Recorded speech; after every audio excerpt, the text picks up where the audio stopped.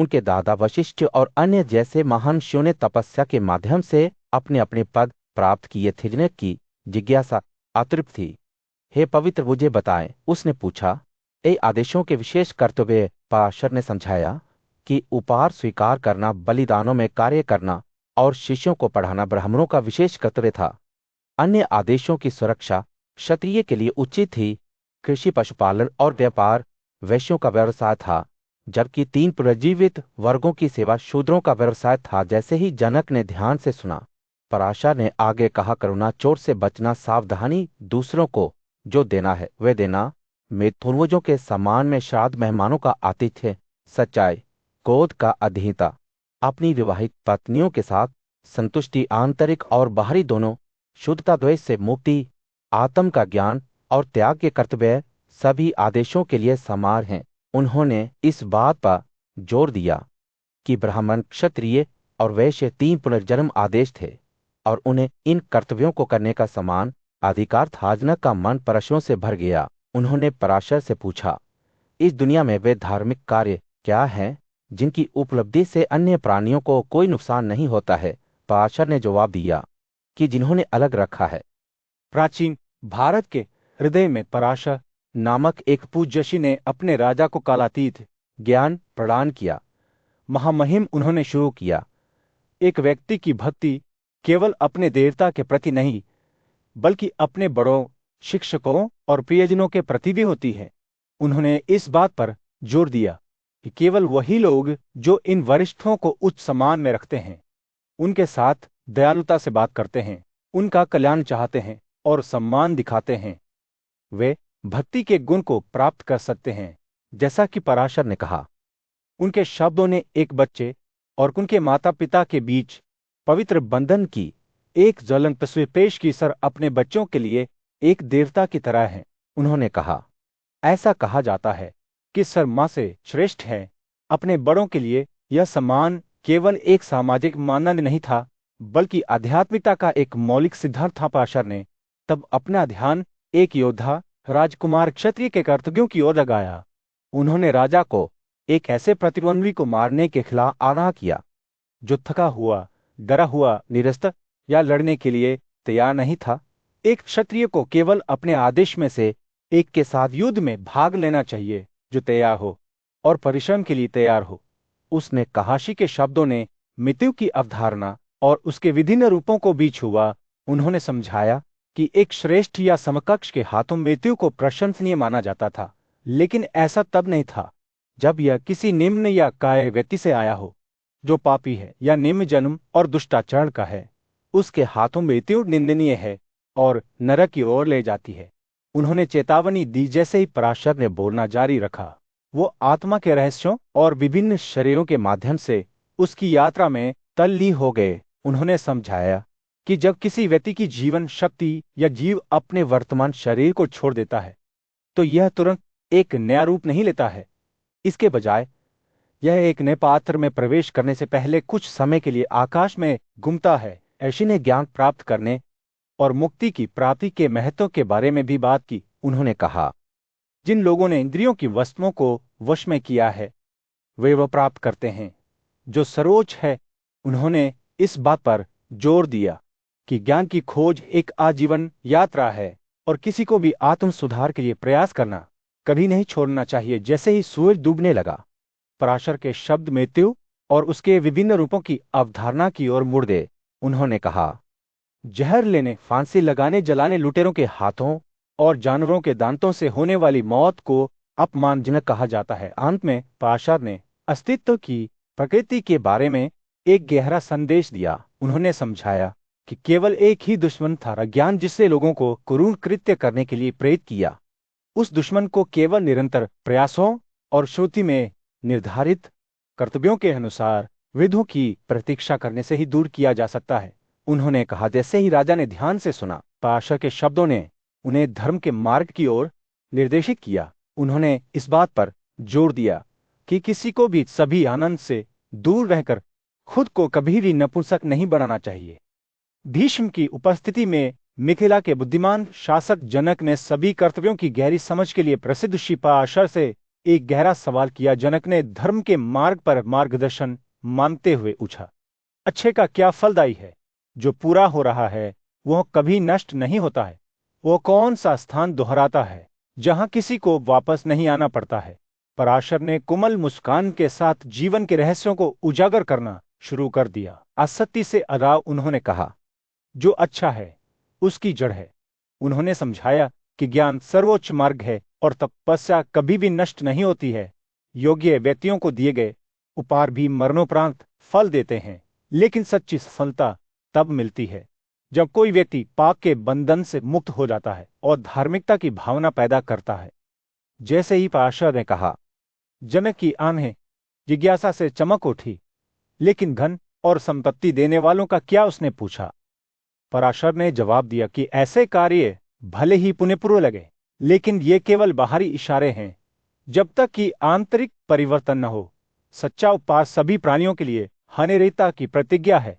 जब कोई यह प्रतिबद्धता करता है तो ब्रह्मांड दयालुता से प्रतिक्रिया करता है, बदले में हानिरहितता की प्रतिज्ञा करता है। ऋषि ने आगे कहा, कोई व्यक्ति धन और आनंद के बीच रह सकता है, फिर भी अगर उसे बुद्धि का आशीर्वाद मिलता है तो वह उनमें नहीं रहता है। उन्होंने वर्णन किया कि कैसे एक बुद्धिमान व्यक्ति कमल के पत्ते की तरह होता है जो आसक्ति के पानी से छूता होता है। दूसरी ओर पाप उन लोगों से चिपक जाता है जो इसकी उपस्थिति से अनजान होते हैं, जैसे लाख और एक दूसरे से चिपकी लकड़ी। जैसे ही पराशर के शब्द आगे बढ़े, जनक ने ध्यान से सुना। उसका दिल समझ के लिए तरस रहा था। उसने वर्णन किया कि कैसे धार्मिकता की खोज एक जीवन भर की यात्रा है, न कि एक गंतव्य। मृत्यु किसी व्यक्ति की प्रतीक्षा नहीं करती है, और फिर भी इसी जीवन में व्यक्ति को मुक्ति के लिए प्रयास करना पड़ता है। जैसे एक अंधा व्यक्ति अपने घर को ध्यान से चलाता है, वैसे ही बुद्धिमान व्यक्ति ज्ञान के मार्ग पर आगे बढ़ने में सफल होता है। बातचीत जन्म और मृत्यु की प्रगति की ओर मुड़ गई, जो एक रस्सी के धागे की तरह जुड़े हुए हैं।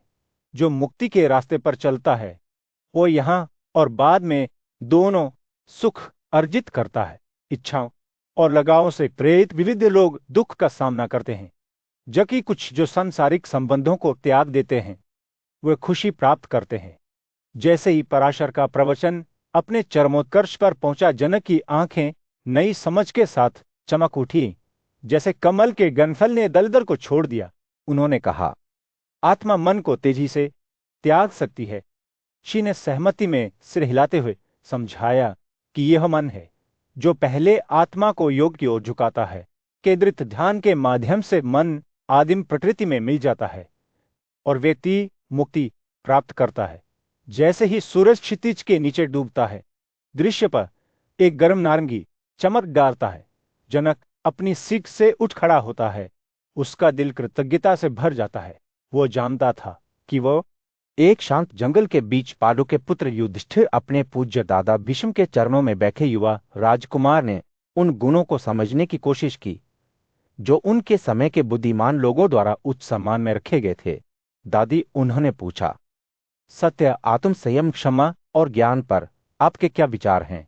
भीष्म की आंखें उम्र के भार से चमक उठीं जब उन्होंने पौराणिक कथाओं के क्षेत्र से एक प्राचीन कहानी सुनाना शुरू किया। एक पुराने युग में, उन्होंने कहा, सभी प्राणियों के अजन्मे और शाश्वत भगवान ब्राह्मण ने एक राजसी सुनहरे हंस का रूप ले लिया।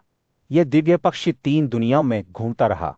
इसका मार्ग इसे साध्याओं के निवास तक ले गया। अपने ज्ञान और धार्मिकता के लिए जाने जाने वाले देवताओं के एक समूह साध्याओं ने हंस का सम्मान के साथ स्वागत किया। हे महान पक्षी, उन्होंने कहा, आप अपनी महान शिक्षा और वापटुता के लिए प्रसिद्ध हैं।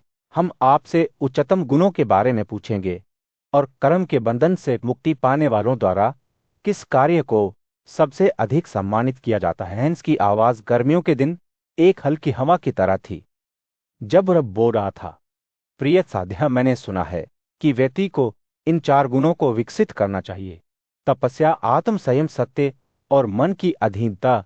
अपनी अंतरतम प्रकृति को वश में करके हम अपने आप को सांसारिक लगावों के बोझ से मुक्त कर सकते हैं। हंस ने तब सद्गुण का जीवन जीने पर अपने स्वयं के दर्शन को प्रकट किया। जो लोग मेरे बारे में बुरा बोलते हैं, उनके जवाब में मैंने कभी कठोर शब्द नहीं बोले हैं।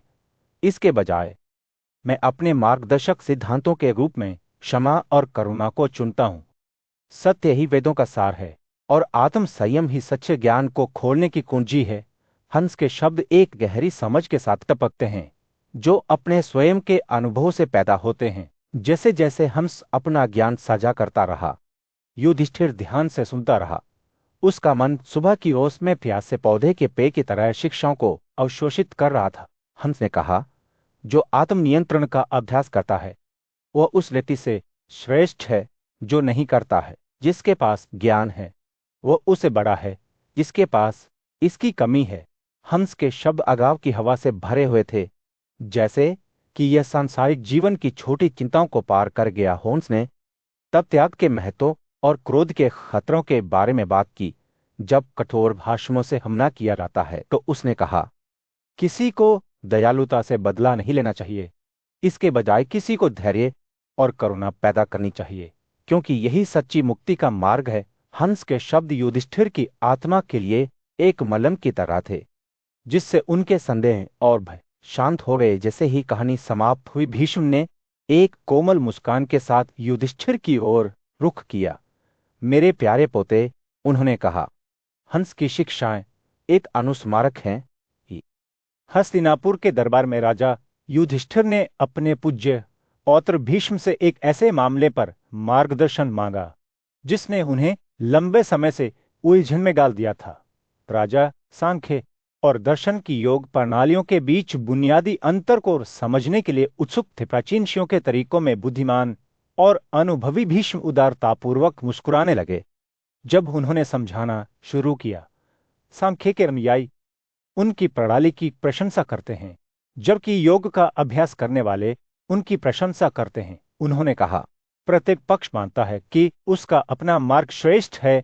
भीष्म रुक गए और आगे बढ़ने से पहले अपने विचारों को इकट्ठा किया। महान बुद्धिमान लोगों ने सांख्य दर्शन की व्याख्या की है, यह प्रदर्शित करते हुए कि कोई व्यक्ति ज्ञान और सांसारिक इच्छाओं से अराव के माध्यम से मुक्ति प्राप्त कर सकता है।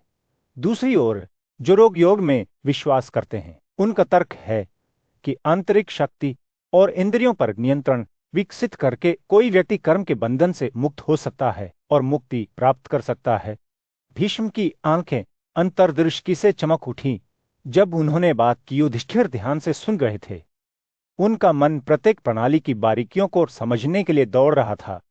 यदि दोनों प्रणालियां शुद्धता, करुणा और प्रतिज्ञाओं की सिफारिश करती हैं, तो उन्होंने पूछा, उनके शास्त्र समान क्यों नहीं है? भीष्म ने मुस्कुराते हुए कहा। उनकी आवाज कोमल स्वर में थी। धर्मग्रंथों के रास्ते अलग अलग हो सकते हैं, लेकिन अंतिम लक्ष्य वही रहता है, मुक्ति प्राप्त करना। अंतर उन तरीकों में निहित है जिनका उपयोग किया जाता है। योग अभ्यासकर्ता अनुशासन और आत्मनियंत्रण के माध्यम से आसक्ति, लापरवाही, स्नेह, वासना और क्रोध के 5 दोषों को दूर करने की कोशिश करते हैं। भीष्म के शब्दों ने एक जीवंत तस्वीर चित्रित की। जिस तरह एक मछली अपने जाल से मुक्त होती है, उसी तरह सांसारिक इच्छाओं की उलझनों से मुक्त होकर योगी भी पापरहित मार्ग पर पहुंचता है। कमजोर लोग इच्छा की धाराओं से बह सकते हैं, लेकिन मजबूत और दृढ़ योगी सभी बाधाओं का सामना करता है, जैसे एक हाथी विश्वासघाती जल में यात्रा करता है। भीष्म की कथा ने कल्पनाओं का एक चित्र बनाया जो युधिष्ठिर को योग के रहस्यों में गहराई तक ले जाता है। योगिन असीम ऊर्जा के साथ हजारों शरीरों का निर्माण कर सकता है और अपनी इच्छा से पृथ्वी को भटक सकता है। कुछ सांसारिक सुखों में लिप्त हो सकते हैं, केवल एक बार फिर से उनका त्याग करने के लिए, जैसे सूर्य अपनी किरणों को वापस ले लेता है। जैसे ही भीष्म ने अपनी व्याख्या समाप्त की, युधिष्ठिर की जिज्ञासा बढ़ गई। उन्होंने योग की सूक्ष्म शक्तियों के बारे में पूछा, यह समझने की कोशिश की कि कोई इस तरह की महारत कैसे प्राप्त कर सकता है। भीष्म ने मुस्कुराते हुए कहा। उनकी आंखें ज्ञान से चमक रही थी। योगी जो अपनी आत्मा में स्थिर और लीन है, उसे साफ करता है और उसे सूर्य की तरह चमकाता है। जैसे एक नाविक समुद्र के पार एक जहाज का मार्गदर्शन करता है, वैसे ही एक ज्ञानी व्यक्ति जीवन के अशांत जल में यात्रा करता है, जो मुक्ति के तत्व तक पहुंचता है। ध्यानपूर्वक और चौकस होकर योगी उच्चतम स्थान पर पहुंच जाता है, जैसे एक तीर अपनी छाप पाता है। हमें सूर्य एक राज्य पर अस्त हो रहा था। परिदृश्य पर एक गर्म नारंगी चमक डाल रहा था। युधिष्ठिर सबसे बड़े पांडव चिंतनशील मौन में बैठे थे। उनकी आंखें पूज्य भीष्म पर टिकी हुई थीं, जो इतने वर्षों से उनके मार्गदर्शक और मार्गदर्शक थे। वह क्या है जो समय के साथ अपरिवर्तित अपरिवर्तित रहता है? युधिष्ठिर ने गहरी लालसा से भरी अपनी आवाज में पूछा, ऐसा क्या है जिसे हम प्राप्त कर सकते हैं और कभी वापस नहीं जाना है? और वह क्या है जो क्षणभंगुर अल्पकालिक है और जिसे अंततः वापस आना है? प्राचीन ज्ञान की एक कहानी बुनना शुरू करते ही भीष्म की आंखें एक ज्ञान की चमक से चमक उठे। उन्होंने महान प्रसिद्ध शिव वशिष्ठ की कहानी सुनाई, जिनसे राजा जनक ने अत्यंत महत्वपूर्ण मामले पर संपर्क किया था। राजा जनक ने वशिष्ठ से ब्रह्मांड की प्रकृति के बारे में पूछा। भीष्म ने समझाया, जो शाश्वत और अपरिवर्तनीय है और जो क्षणिक है और क्षय के अधीन है। वशिष्ठ के शब्द एक कोमल धारा की तरह बह रहे थे। जब वे ब्रह्मांड के निर्माण की बात कर रहे थे, उन्होंने ब्रह्म सर्वोच्च व्यक्ति के बारे में बताया, जो सभी गुणों और रूपों से परे था। ब्रह्म से शबु, जिन्हें ईशाना के नाम से भी जाना जाता है, सभी के भगवान के रूप में उभरे। यह व्यक्ति रूप और शक्ति में अनंत था, जिसने आंखें, सिर और मुंह हर जगह थे। वशिष्ठ ने कहा, शंभु ब्रह्मांड के निर्माता हैं और उनसे ही हिरण्यगर्भ प्रथम जन्म लेने वाले व्यक्ति, जो ज्ञान और समझ के अवतार हैं, उभरते हैं। जैसे ही भीष्म बोल रहे थे, युधिष्ठिर की आंखें आश्चर्य से चौड़ी हो गई। जैसे ही वशिष्ठ ने दुनिया की रचना का वर्णन किया, वे ध्यान से सुन रहे थे कि कैसे ब्राह्मण ने शंभु की रचना की थी, जिसने हिरण्यगर्भ की रचना की थी। वशिष्ठ ने कहा, हे राजा, यह ब्रह्मांड की कहानी है। यह सृष्टि और विनाश, जन्म और मृत्यु की कहानी है, लेकिन इसमें किसी भी अधिक कुछ है। वशिष्ठ ने उन चारों और 20 विषयों के बारे में बात की जो सभी जीवित प्राणियों को बनाते हैं। उन्होंने बताया कि इन विषयों को ब्रह्म द्वारा कैसे बनाया गया था और वे कैसे क्षय और विनाश के अधीन हैं। वशिष्ठ ने कहा, ब्रह्मांड प्रकट और अप्रकट से बना है, और चूंकि यह विनाश के साथ मिलता है, इसलिए इसे विनाशकारी कहा जाता है। लेकिन इसके अलावा कुछ है, कुछ ऐसा है जो चारों और 20 विषयों से परे है। भीष्म की आंखें युधिष्ठिर पर टिकी रहीं। जब उन्होंने अपनी कहानी पूरी की, कमरे में सन्नाटा छा गया। केवल पेड़ों के बीच से बहने वाली हवा की आवाज से भीष्म ने कहा, हे राजा, यह ब्रह्मांड की कहानी है। यह सृष्टि और विनाश की कहानी है, लेकिन यह हमसे भी बड़ी है। युधिष्ठिर की आंखें चमक उठे। अस्तित्व के विशाल विस्तार में एक आत्मा अपने वास्तविक स्वभाव से अनजान, बिना किसी उद्देश्य के भटकती रही। वशिष्ठ एक ने अपने श्रोताओं को इस भटकती हुई आत्मा की कहानी सुनाई। ऐसा कहा जाता था कि विस्मृति के कारण आत्मा ने अज्ञान का अनुसरण किया और एक के बाद एक हजारों शरीरों पर कब्जा कर लिया। यह विभिन्न क्षेत्रों को पार करती थी। कभी कभी स्वर्ग में चढ़ती थी और कभी कभी नरक की गहराई में उतरती थी। जैसे जैसे आत्मा इन विविध अस्तित्वों से गुजरती है, वह गुणों और शक्तियों में उलझती जाती है। जीवन के हर पहलू में खुद को लगा लेती है। सुख और दुख से परे होने के बावजूद वह खुद को उनके प्रभाव के अधीन कर लेती है। आत्मा खुद को विभिन्न रोगों से पीड़ित मानती है। सिर दर्द, नेत्रश्लेष्मा, दांत दर्द और बहुत कुछ। उनसे प्रतिरक्षित होने के बावजूद जैसे जैसे आत्मा घूमती है, वह कई वेश धारण करती है, विभिन्न विशेषताओं, कपड़ों और आभूषणों को अपनाती है। वह सफेद वस्त्र या साधारण कपड़े पहनती है, रत्नों से अलंकृत होती है या नग्न हो जाती है। वह विभिन्न प्रकार के खाद्य पदार्थ खाती है, जड़ों और फलों से लेकर तीर की भूसी या दही के केक तक। आत्मा यहाँ तक कि हवा, पानी या गोमूत्र पर निर्वाह करती है। जो तपस्वी सफलता की इच्छा से प्रेरित होती है, अपने विभिन्न अवतारों में आत्मा विभिन्न व्रत और नियमों का पालन करती है, तपस्या करती है और बलिदान देती है। उसने व्यापारियों, ब्राह्मणों, क्षत्रियों, वैश्यों और शूद्रों के तरीकों को अपनाया, जो जरूरतमंद लोगों को उपहार देते थे। आत्मा खुद को एक राजा पुजारी या योद्धा के रूप में मानती थी, जो विभिन्न भूमिकाओं और गुणों को धारण करती थी। प्रकृति के प्रभाव में आत्मा ने परिवर्तन किया, सत्वराज और तमस को अपनाया। वह तीन गुण जो ब्रह्मांड को नियंत्रित करते थे, यह इन सभी गुणों का पालन और अभ्यास करता था।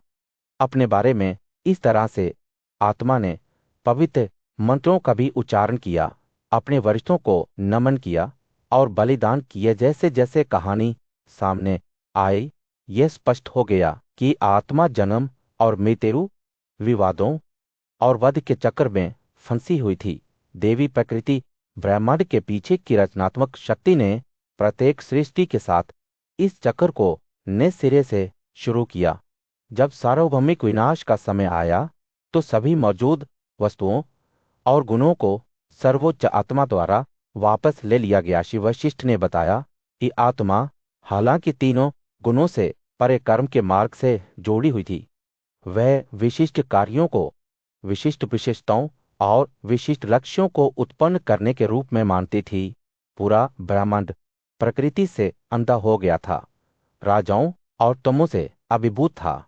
इस अज्ञानता के परिणामस्वरूप जीव आत्मा ने खुद को इन दुखों से बंधा हुआ माना। ज्ञान के माध्यम से जीव ने सोचा कि वह अच्छे कर्म करके देवताओं के क्षेत्रों में आनंद का आनंद लेकर उन दुखों को पार कर सकता है। हालांकि यह भी माना जाता था कि बुरे कर्म अंतहीन दुख की ओर ले जाएंगे। मानवता की स्थिति बहुत दुख से भरी हुई थी, क्योंकि कोई भी इससे नरक में डूब जाता था। और इसके विपरीत इस प्रकार भटकती हुई आत्मा की कहानी प्राचीन ज्ञान के क्षेत्र में वशिष्ठ ने एक सम्राट को गहन ज्ञान प्रदान किया। यह इस प्रकार है। उन्होंने गर्मियों के दिन एक हल्की हवा की तरह अपनी आवाज शुरू की कि जीव व्यक्तिगत आत्मा एक अंतहीन यात्रा पर निकलती है, लाखों और लाखों जन्मों को पार करती है, जिनमें से प्रत्येक को भंग करने के लिए नियत किया गया है। जैसे जैसे वशिष्ठ बोल रहे थे, उनके शब्दों ने समझ की एक रेखा बना दी। अज्ञानता के साथ उनके चित्त में परिवर्तन के परिणाम स्वरूप उन्होंने समझाया। जीव ने खुद को विभिन्न निवासों में बसाया, जिनमें से कुछ विनाश के लिए प्रबल हैं। जैसे जैसे श्री आगे बढ़ते गए, सम्राट की आंखें चौड़ी होती गई। जैसे जैसे चंद्रमा जीव हजारों और हजारों बार बढ़ता और घटता जाता है। अज्ञानता के साथ निवेश करने पर यह वास्तव में जीव का स्वभाव है। वशिष्ठ ने रुककर अपने शब्दों का भार सम्राट पर डाल दिया। फिर एक सूक्ष्म मुस्कान के साथ उन्होंने एक गहरी सच्चाई का खुलासा किया। जानते हैं कि चंद्रमास के पास वास्तव में 16 भार हैं। उन्होंने कहा, केवल 15 में वृद्धि और कमी होती है, जबकि 16वां स्थिर रहता है। जब उन्होंने चंद्रमा और जीव के बीच एक सादृश्य बनाया तो शी की आंखें चमक उठीं। जैसे चंद्रमास के पास ये 16 भाग हैं, वैसे ही जीव के पास भी पूरे 16 भाग हैं। हालांकि केवल 15 दिखाई देते हैं और गायब हो जाते हैं। राजाशी के शब्दों से चिंतित होकर आगे झुक गया। वशिष्ठ ने आगे कहा, इन 15 भावों में से चित्त के प्रतिबिंब के साथ प्रकृति, ज्ञान और कार्य की 10 इंद्रियां और 4 आंतरिक क्षमताएं परिवर्तन के अधीन हैं। वह रुक गया। उसकी आवाज श्रद्धा का एक नोट ले रही थी। लेकिन एक हिस्सा है जो स्थिर रहता है, जीवन के प्रवाह से अपरिवर्तित रहता है। यह 16वां भाव सूक्ष्म है, जिसे सोम के रूप में जाना जाता है, जो शाश्वत और अपरिवर्तनीय है।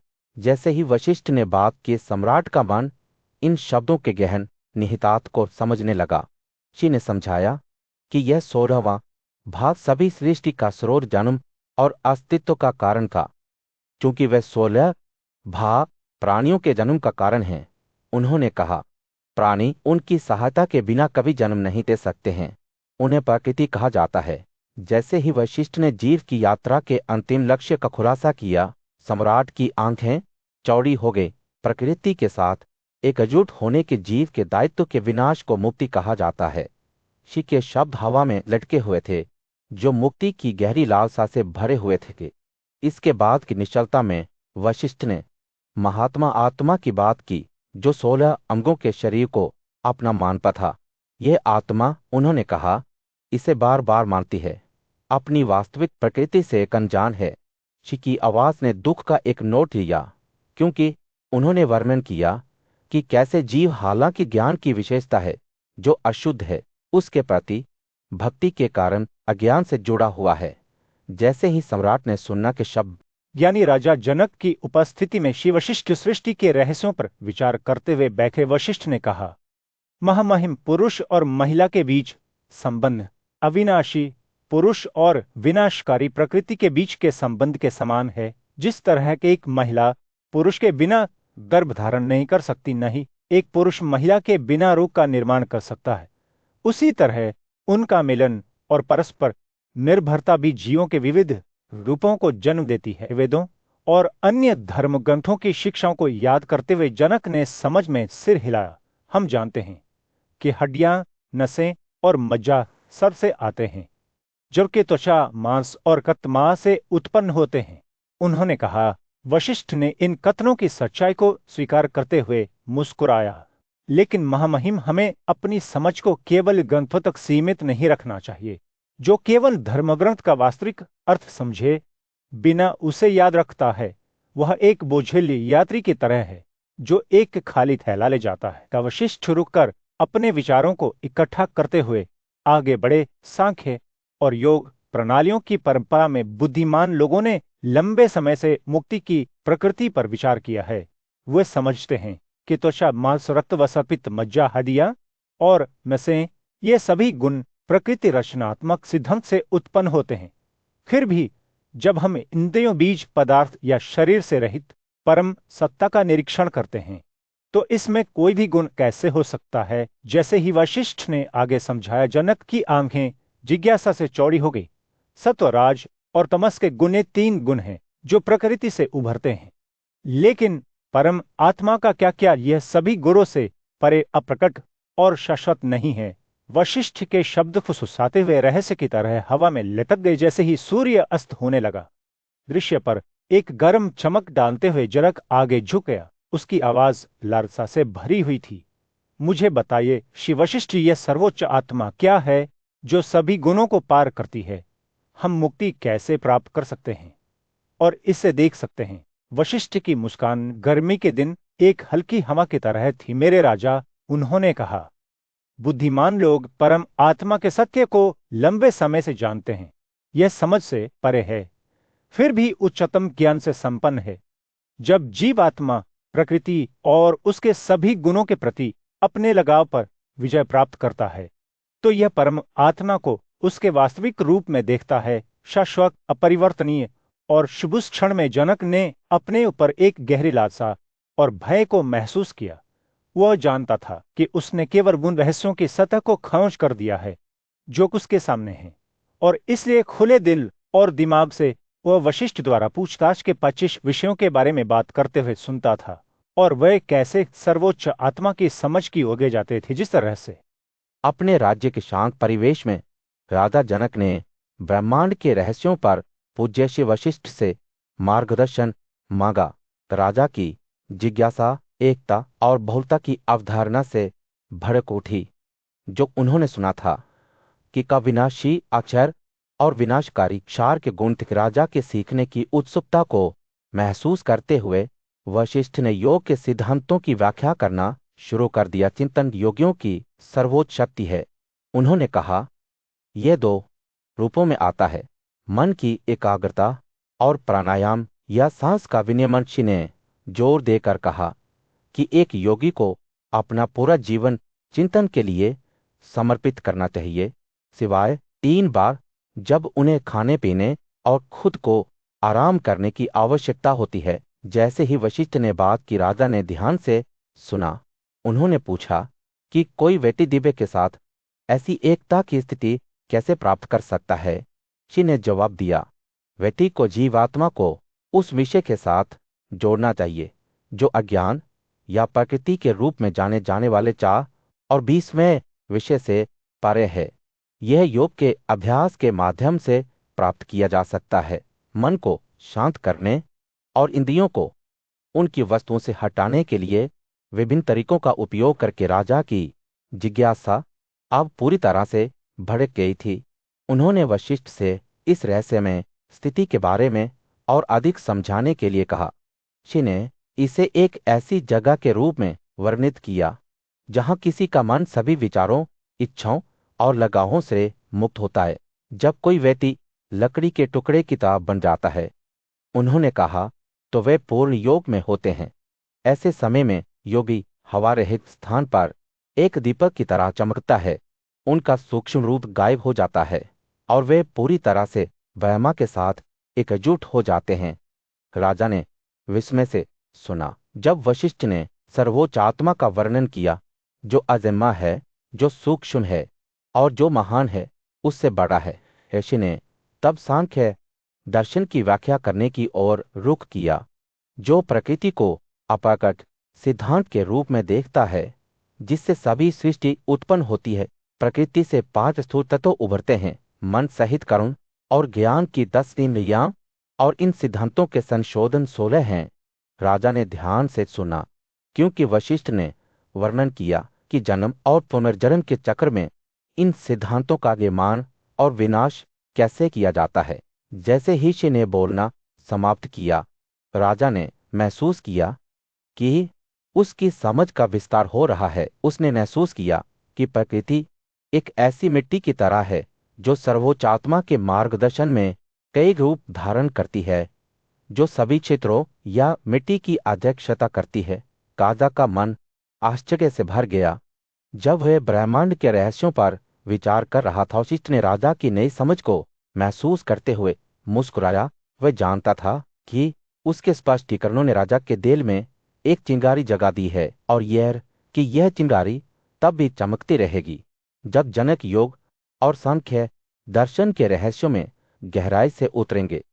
एक शांत जंगल के मैदान में वशिष्ठ एक पत्थर के आसन पर पैर मोड़कर बैठे अपनी आंखें बंद करके शांत स्वर में बोलने लगे। मैंने आपके साथ सांख्य दर्शन की शिक्षाएं साझा की हैं। उन्होंने अपने राजा की ओर देखने के लिए अपनी आंखें खोलते हुए कहा, अब मैं आपको विद्या और विद्या की अवधारणाएं समझाऊंगा। जैसे ही वशिष्ठ ने बात की, हवा एक दूसरी सांसारिक ऊर्जा के साथ कंपन करती दिखाई दी। उन्होंने सृष्टि और विनाश को नियंत्रित करने वाली प्रकट शक्ति प्रकृति को अविद्या अज्ञान के रूप में वर्णित किया। दूसरी ओर पुरुष सर्वोच्च चेतना विद्या ज्ञान थी। वशिष्ठ के शब्दों ने ज्ञान और कर्म की इंद्रियों, मन और 5 सूक्ष्म सारों के बीच जटिल संबंधों का एक चित्र बनाया। उन्होंने समझाया कि कैसे चेतना और महत्व इस प्रगति की पराकाष्ठा थी, जिसकी पराकाष्ठा सर्वोच्च प्रकृति में हुई। राजा ने ध्यान से सुना जब वशिष्ठ ने खुलासा किया कि जीव व्यक्तिगत रूप और प्रकृति दोनों को अविनाशी माना जाता था, फिर भी विनाशकारी भी। बुद्धिमान लोगों ने कहा था कि दोनों विषय या सिद्धांत थे जो सृष्टि और विनाश के अपने गुणों से एक साथ बंधे थे। जैसे ही सूर्य अस्त होने लगा, जंगल पर एक गर्म नारंगी चमक डालते हुए वशिष्ठ ने अपना स्पष्टीकरण जारी रखा। उन्होंने बताया कि कैसे पुरुष 25वें सिद्धांत को क्षेत्र कम क्षेत्र के रूप में भी जाना जाता था। जब योगी ने सभी सिद्धांतों को अप्रकट आत्मा ब्रह्मा में वापस ले लिया, तो जीव और प्रकृति दोनों गायब हो गए। जैसे जैसे वशिष्ठ ने जन्म और मृत्यु के चक्र का वर्णन किया, राजा की आंखें चौड़ी होती गई। जहां जीव ने प्रकृति के साथ अपने संबंध के अनुसार विभिन्न रूप धारण किए, उन्होंने बताया कि कैसे क्षेत्रजन जब अपने स्वयं के उत्पादन कार्य में शामिल हो गए, तो वे गुणों से वंचित हो गए, केवल उन्हें फिर से ग्रहण करने के लिए। जैसे ही रात के आकाश में तारे चमकने लगे, वशिष्ठ के शब्दों ने जीव के विलाप की एक मार्मिक तस्वीर पेश की। व्यक्ति अपनी अज्ञानता पर दुखी हो गया, जन्म और मृत्यु के चक्र में गिर गया और प्रकृति को अपनी वास्तविक प्रकृति समझ या अपनी आंखों में आंसू लिए। राजा ने वशिष्ठ का वर्णन सुना कि कैसे जीव जब वह परम आत्मा को समझता है, तो विनाशकारी को त्यागने और अविनाशी के साथ पहचान प्राप्त करने में सक्षम होता है। अब जागृत व्यक्ति अपने वास्तविक स्वभाव को महसूस करता है, रूपहीन, दाग रहित और आसक्ति के बिना। जैसे जैसे रात गहरी होती गई, वशिष्ठ के शब्द राजा को आत्म खोज की यात्रा पर ले जाते। वो खुद को प्रकृति के जाल में फंसी हुई एक मछली के रूप में देखता था जो जन्म और मृत्यु के चक्कर से मुक्ति के लिए तरस रहा था। एक नई समझ के साथ राजा ने अपनी आसक्ति को त्यागने और परम आत्मा में शरण लेने की कसम खाई। जैसे ही जंगल की रात ने सुबह को रास्ता दिया, वशिष्ठ शाही दरबार के शांत परिवेश में वशिष्ठ ने परम आत्मा, बुद्ध और व्यक्तिगत आत्मा अबोध की प्रकृति पर एक गहन प्रवचन साझा करना शुरू कर दिया। वे श्रद्धा के साथ बोलते थे, उनके शब्द भक्ति से टपकते थे। ध्यान से सुनो, हे महान राजा, वशिष्ठ ने कहा, जब मैं समझाता हूं कि कैसे सर्वोच्च आत्मा कई रूप धारण करती है, व्यक्तिगत आत्मा के साथ एक हो जाती है। परिवर्तन की इस स्थिति में व्यक्तिगत आत्मा इन रूपों को वास्तविक मानता है, इस बात से अनजान कि वे केवल भ्रम हैं। परिणामस्वरूप वह सर्वोच्च आत्मा को समझने में विफल रहता है, क्योंकि वह सको राजा और तमस के गुणों को धारण करता है। जैसे ही वशिष्ठ बोल रहे थे, उनकी आंखें तीव्रता से चमक रही थीं, उनकी आवाज दृढ़ विश्वास से भरी हुई थी।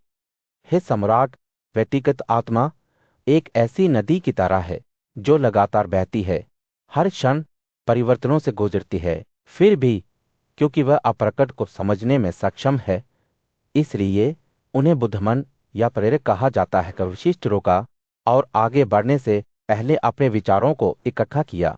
लेकिन जब व्यक्ति स्वयं 25वें सिद्धांत प्रकृति को समझने में सफल हो जाता है, जो अविवेकी है और सृष्टि और विनाश के गुणों के अधीन है, तो वह स्वयं गुणों से वंचित हो जाता है। इस स्थिति में वह परम आत्मा की प्रकृति को प्राप्त करता है। राजा ने ध्यान से सुना, उसकी आंखें आश्चर्य से चौड़ी हो गई। वशिष्ठ के शब्दों ने व्यक्ति की समझ की दिशा में यात्रा की एक ज्वलंत तस्वीर चित्रित की। जब जीव खुद को 36वें सिद्धांत ब्रह्मा के रूप में मानता है, जो कि कठोर और द्वैत के बिना है, तो वह उस उच्च समझ को प्राप्त करने में सफल हो जाता है जो शुद्ध और कठोर है। जैसे जैसे वशिष्ठ बोलता गया, उसकी आवाज कोमल होती गई, करुणा से भरी होती गई। हे राजा, गति स्वयं किसी भी सिद्धांत महत्व और बाकी से बंधा नहीं है, वह उन सभी से परे है, क्योंकि वह बुद्धि से संपन्न है। यह तभी होता है जब जीव खुद को उससे अलग मानता है, जो वह वास्तव में है, कि वह सर्वोच्च आत्मा और खुद को जानने में विफल रहता है। यह वशिष्ठ के शब्द गर्मी के दिन हल्की हवा की तरह हवा में लटक गए। राजा ने सुना, उसका दिल सम्मोह से भर गया। वशिष्ठ ने आगे कहा, जब जीव उस उत्कृष्ट समझ को प्राप्त करने में सफल हो जाता है, तो वह अप्रकट या प्रकृति को त्याग देता है, जो सृष्टि और विनाश के गुणों से भरा होता है। राजा को गहन चिंतन की स्थिति में छोड़ते हुए प्रवचन समाप्त हो गया। वशिष्ठ के शब्दों ने उनके भीतर कुछ गहरा जागृत कर दिया था।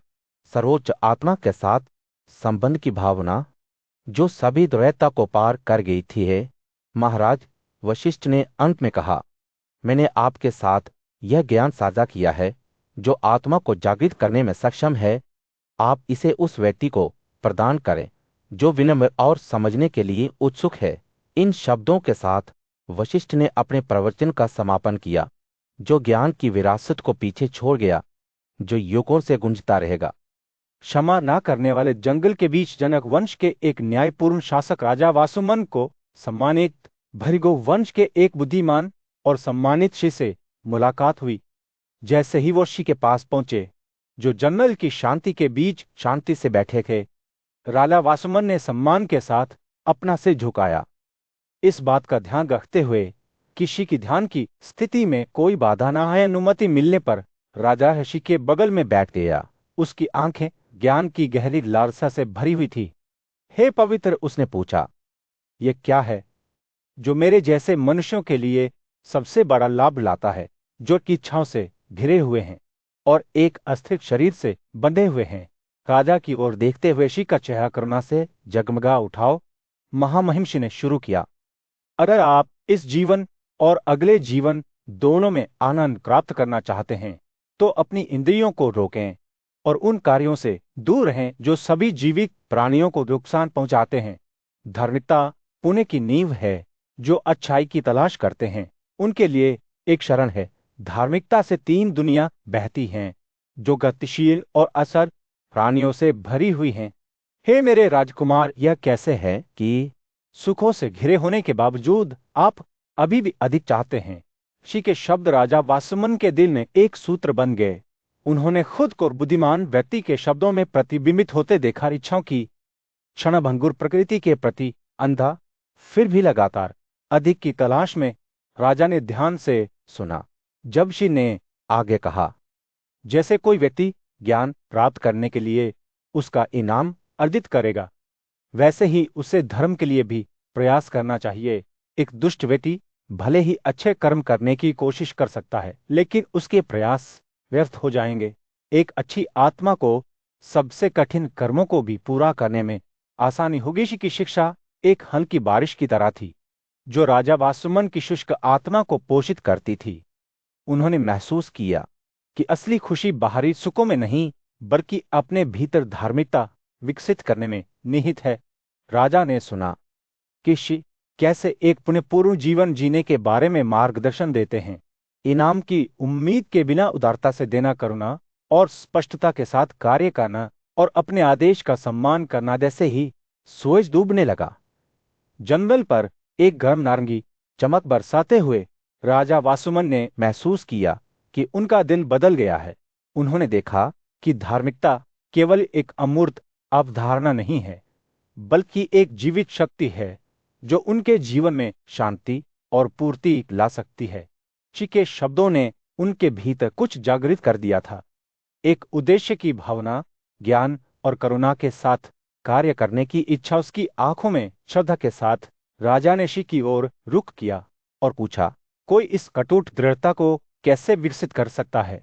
इस लाभ की जड़ जिसके बारे में आप बात कर रहे हैं। ऋषि मुस्कुराए, उनकी आंखें प्राचीन ज्ञान से चमक रही थीं। गुणी और विद्वान आत्माओं की सन्नति की तलाश करें और उनके उदाहरण को श्रद्धांजलि दें। उनके मार्गदर्शन के माध्यम से आप धर्म के मार्ग पर चलने की शक्ति प्राप्त करेंगे। जैसे ही राजा वासुमन जंगल से चले गए, उन्होंने महसूस किया मिथिला राज्य में सूर्य अभी अभी उगना शुरू हुआ था, जिससे परिदृश्य पर एक गर्म चमक दिखाई दे रही थी। राजा जनक, जो अपने ज्ञान और ज्ञान के लिए प्रसिद्ध थे, अपने सिंहासन पर बैठे अपने सलाहकारों और ऋषियों से घिरे हुए थे। उनमें याज्ञवल्क्य एक पूज्य ऋषि थे, जिन्होंने प्राचीन ग्रंथों का अध्ययन करने में 1 साल बिताए थे। ब्रह्मांड के बारे में अपनी समझ का विस्तार करने की कोशिश में जनक ने याज्ञवल्क्य की ओर एक सवाल के साथ रुख किया, जो कुछ समय से उनके भीतर जल रहा था। हे पूज्य ऋषि, कितनी प्रकार की इंद्रियां हैं? प्रकृति और इसकी विभिन्न अभिव्यक्तियां क्या हैं? वहमा से परे क्या है अंतिम वास्तविकता? वह रुक गया। उसकी आंखें याज्ञवल्क्य की ओर बंद हो गई, जैसे कि ब्रह्मांड के रहस्यों को उजागर करने की कोशिश कर रहा हो। याज्ञवल्क्य ने कोमल मुस्कान के साथ एक ऐसी कहानी बुनना शुरू किया जो ज्ञान के चित्र की तरह सामने आएगी। हे राजा, मुझे सुनो, उन्होंने कहा, क्योंकि मैं आपको सांख्यों का प्राचीन ज्ञान दूंगा, जिन्होंने ब्रह्मांड के रहस्यों को समझने के लिए अपना जीवन समर्पित किया है। जैसा कि याज्ञवल्क्य ने कहा, उनके शब्दों ने सृष्टि और विनाश के एक जटिल पैटर्न को बुना। उन्होंने प्रकृति के रूप में जाने जाने वाले 8 सिद्धांतों का वर्णन किया, अप्रकट महाचेतना और 5 सूक्ष्म तत्वों, पृथ्वी, वायु, अंतरिक्ष, जल और प्रकाश। ये उन्होंने समझाया अस्तित्व के मौलिक निर्माण खंड थे। लेकिन याज्ञवल्क्य की कथा यही नहीं रुकी। उन्होंने इन सिद्धांतों से उत्पन्न होने वाले 16 परिवर्तनों के बारे में बात की। बोध की इंद्रियां कान, त्वचा, जीभ, नाक, और क्रिया की इंद्रियां वाणी, हाथ, पैर, साथ ही आनंद के अंग और स्वयं मन। उन्होंने कहा कि ये प्रकृति के विभिन्न रूपों की अभिव्यक्तियां थी। जैसे जैसे याज्ञवल्क्य ने बोलना जारी रखा, उनके शब्दों ने सृष्टि और विनाश के जटिल नृत्य को प्रकट किया, जो सभी अस्तित्व के अंतर्गत आता है। उन्होंने महत को जन्म देने वाले अप्रकट के बारे में बात की, जिससे बदले में चेतना को जन्म दिया, और चेतना से मन और 5 महान तत्वों, पृथ्वी, हवा, अंतरिक्ष, पानी और प्रकाश उभरे। राजा ने ध्यान से सुना। जब याज्ञवल्क्य ने इन सिद्धांतों से उत्पन्न होने वाली 9 रचनाओं का वर्णन किया, ध्वनि और स्पर्श, रूप और स्वाद, सुगंध और विचारों की बहुलता का निर्माण, उन्होंने उन श्वासों के बारे में बात की जो ऊपर की ओर प्रार उठती हैं और जो शरीर के निचले हिस्सों में पारगमन करती हैं। जैसे जैसे कहानी सामने आई, जनक की आंखें आश्चर्य के साथ चौड़ी होती गई। उनका दिमाग अस्तित्व के इन विभिन्न पहलुओं को जोड़ने वाले धागे को पकड़ रहा था। और जब याज्ञवल्क्य ने आखिरकार बोलना बंद कर दिया तो राज्य एक ऐसी खामोशी में नहाया गया जो खुद सृष्टि के सार से गूंज रहा था। एक शांत स्वर में याज्ञवल्क्य ने सम्राट के साथ एक प्राचीन ज्ञान साझा करना शुरू कर दिया जो युगों से चला आ रहा था। सुनो हे राजा, उसने कहा, क्योंकि मैं आपको समय और सृष्टि के रहस्यों से अवगत कराऊंगा। जैसे ही वे बोल रहे थे, याज्ञवल्क्य के शब्दों ने आश्चर्य और विस्मय का एक चित्र बनाया।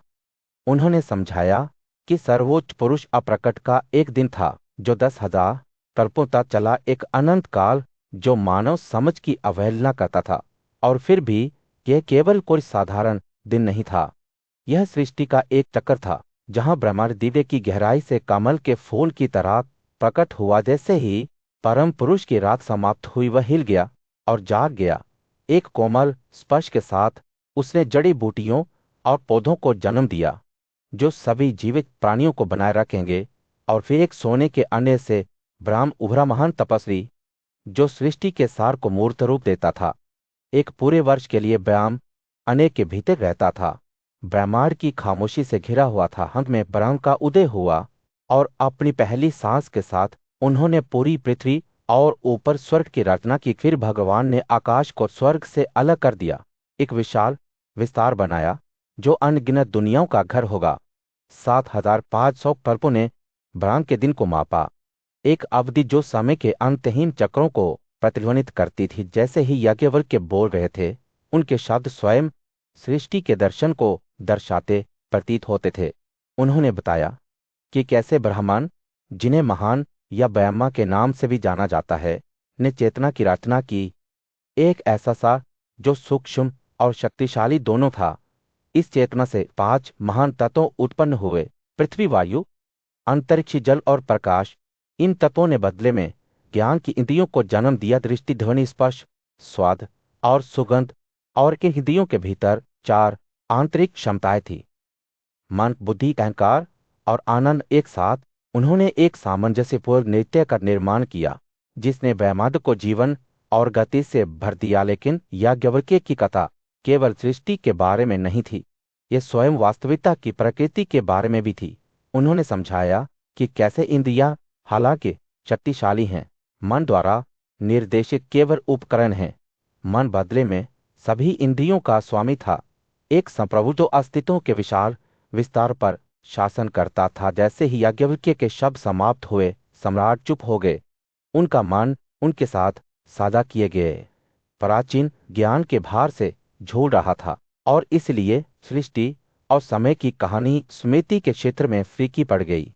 केवल भय और आश्चर्य की एक फुसफुसाहट छोड़ गई, एक अनुस्मारक की ब्रह्मांड के रहस्य अभी भी उजागर होने की प्रतीक्षा कर रहे थे। इस तरह याज्ञवल्क्य के शब्दों ने अतीत और अतीत के बीच संबंध का धागा बुन दिया। ब्रह्मांड के एक शांत कोने में याज्ञवल्क्य अपने राजा के सामने खड़े थे, जो सृष्टि के भव्य चक्र की एक और कहानी साझा करने के लिए उत्सुक थे। उन्होंने अस्तित्व के प्रत्येक युग के बाद होने वाले विनाश को याद करते हुए शुरुआत की ध्यान से सुनो। महामहिम, उन्होंने कहा, क्योंकि मैं आपको शाश्वत ब्रह्मांड के बारे में बताऊंगा जो सभी सृजित चीजों को जन्म देता है और छीन लेता है। जैसे जैसे दिन घटता गया और दुनिया में रात घटती गई, ब्रह्मांड थका हुआ महसूस करने लगा और आराम करने लगा। तभी प्रकट न हुआ पवित्र व्यक्ति अपने अंदर हलचल मचाते हुए महान शक्तियों वाले महारुद्र को आगे बढ़ाने लगा। इस शक्तिशाली शक्ति ने सूर्य का रूप धारण कर लिया, सैकड़ों हजारों किरणों को विकिरणित किया और खुद को एक दर्जन प्रज्वलित भागों में विभाजित कर लिया। बिना देर किए इन अग्निमय टुकड़ों ने सभी सृजित प्राणियों को खा लिया जो जीवंत अंडाशय या गंदगी से पैदा हुए थे। साथ ही वनस्पति क्षेत्र को भी कुछ ही क्षणों में हर गतिशील और अचल प्राणी नष्ट हो गया, जिससे पृथ्वी बंजर और चिकनी हो गई। जैसे कछुए के खोल हवा एक भयानक शांति से भर गई थी, लेकिन महारुद्र का काम अभी पूरा नहीं हुआ था। अपनी अथाक शक्ति के साथ उन्होंने तब उजाड़ परिदृश्य को पानी से भर दिया, जिसमें बड़ी शक्ति थी। यह शक्तिशाली तत्व जल्द ही नष्ट होने लगा, क्योंकि युग की आग भड़क उठी पानी को सुखा रही थी और केवल एक धुंधला अंगार छोड़ रही थी। आग की लपटें बंजर पृथ्वी पर नृत्य कर रही थीं, जैसे कि हर पानी के भीतर एक अदृश्य चिंगारी से ईंधन हवा भी अपनी नींद से खिलती हुई 8 अलग अलग रूपों में प्रकट हो रही थी, एक बड़े सांप की तरह। यह धधकती आग के चारों ओर घूमती हुई उसकी साथ ज्वलंत जीवों को खा जाती है और सभी जीवित चीजों के माध्यम से बहने वाली गर्मी को अवशोषित करती है। जैसे जैसे आग की लपटें कम होती जाती हैं, हवा खुद हर दिशा से ऊपर नीचे और अनुप्रस्थ रूप से बहने लगती है, जैसे कि कुछ खोया हुआ खोज रही हो। इसके बाद अंतरिक्ष स्वयं अपनी नींद से जाग गया, हवा की दिव्य ऊर्जा को निगल गया, फिर कोमल धारा की तरह जो एक शक्तिशाली नदी में विलीन हो गई।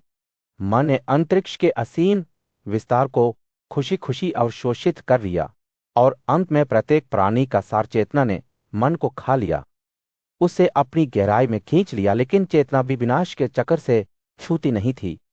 यह बदले में महाकात्मा द्वारा निगल लिया गया था, वो महान सर्वज्ञानी इकाई जो अतीत, वर्तमान और भविष्य से परिचित थी। और जब इस सर्वोच्च आत्मा ने अपना कार्य पूरा कर लिया था, तो अतुलनीय ब्रह्मांड स्वयं सभी चीजों के भगवान शंभू में खींचा गया था। जैसे ही राजा ने याज्ञवल्क्य के शब्दों को सुना, उन्होंने शंभू का एक दर्शन देखा। वह सर्वोच्च और शुद्ध, तेज, अपरिवर्तनीय और बिना शुरुआत या अंत के उनके हाथ और पैर अस्तित्व के हर हिस्से में फैले हुए थे। उनकी आंखें, सिर, चेहरा, कान और आत्मा हर जगह थी, जो अपनी उपस्थिति से सभी चीजों को अभिभूत कर रही थी। सूर्य ने अभी धरती पर उगना शुरू किया था। जब यज्ञवल्क्य के एक बुद्धिमान राजा जनक के सामने बैठे थे, राजा की जिज्ञासा बढ़ गई थी और उन्होंने याज्ञवल्क्य से ब्रह्मांड के रहस्यों को समझाने के लिए कहा। एक कोमल मुस्कान के साथ याज्ञवल्क्य एक ऐसी कहानी बुनने लगे जो जीवन के जटिल जाल को प्रकट करेगी। महामहिम, याज्ञवल्क्य ने कहा, दोनों पैर ही हमारे अस्तित्व का सार हैं। जब हम चलते हैं तो यह हमारे भौतिक रूप की अभिव्यक्ति आदिभूत का कार्य है। और जहां तक विष्णु की बात है, वह है आदिदेवत, वह दिव्य उपस्थिति जो हमारी यात्रा में हमारा मार्गदर्शन करती है। राजा की आंखें दिलचस्पी से चमक उठी जब याज्ञवल्क्य ने शरीर और ब्रह्मांड के बीच के जटिल संबंधों को समझाना जारी रखा। याज्ञवल्क्य ने कहा, नितली नली आत्मा है, जबकि अपशिष्ट को बाहर निकालने का कार्य आदिभूत है और सूर्य देवता मित्र इसे इसके आदिदेवता के रूप में देखते हैं।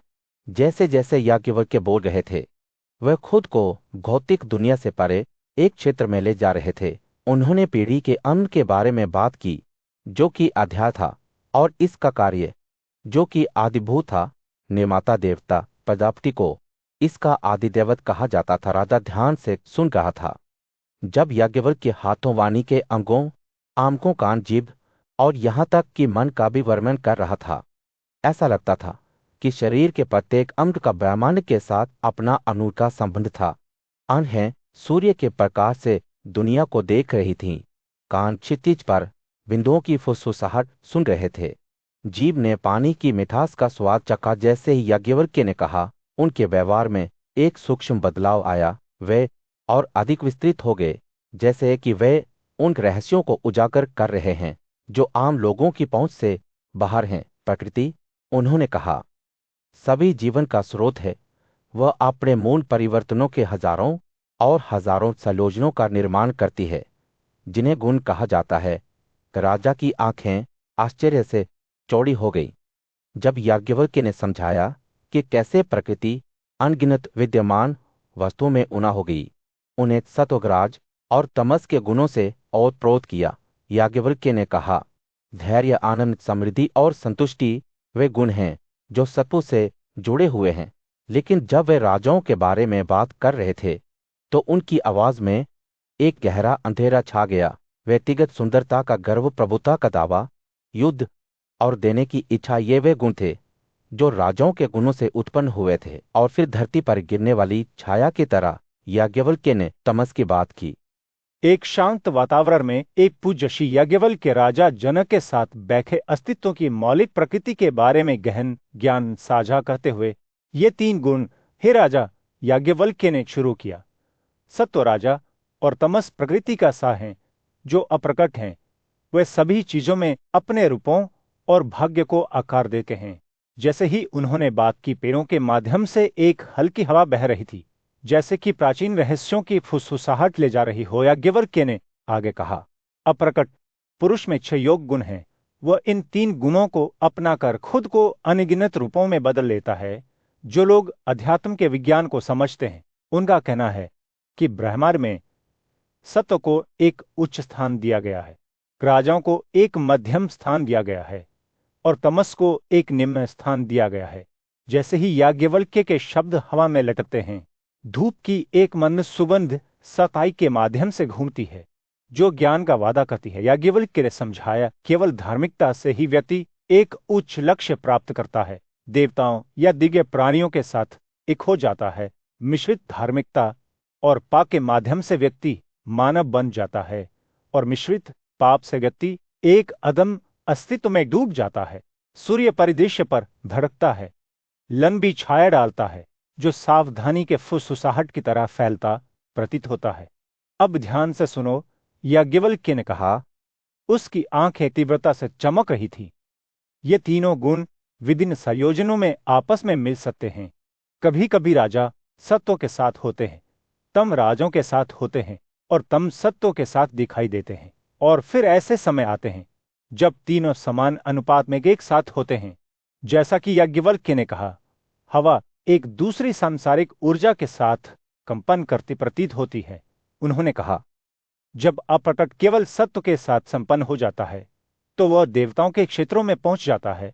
सत्व और राजा दोनों के साथ वह मनुष्यों के बीच जन्म लेता है और राजाओं और तमों के साथ वह मध्यवर्ती क्रम में पैदा होता है।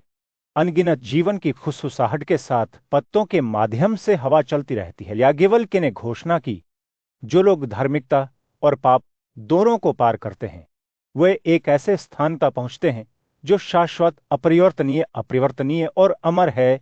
ज्ञान वाले लोग ऐसे जन्म प्राप्त करते हैं जो श्रेष्ठ हैं। उनका स्थान दोष रहित और अपरिवर्तनीय है, जो इंद्रियों के केंद्र से परे है। जैसे ही उन्होंने बात की, आकाश खुला हुआ प्रतीत होता है जो नश्वर समझ से परे एक क्षेत्र को प्रकट करता है। जनक ध्यान से सुन रहा था।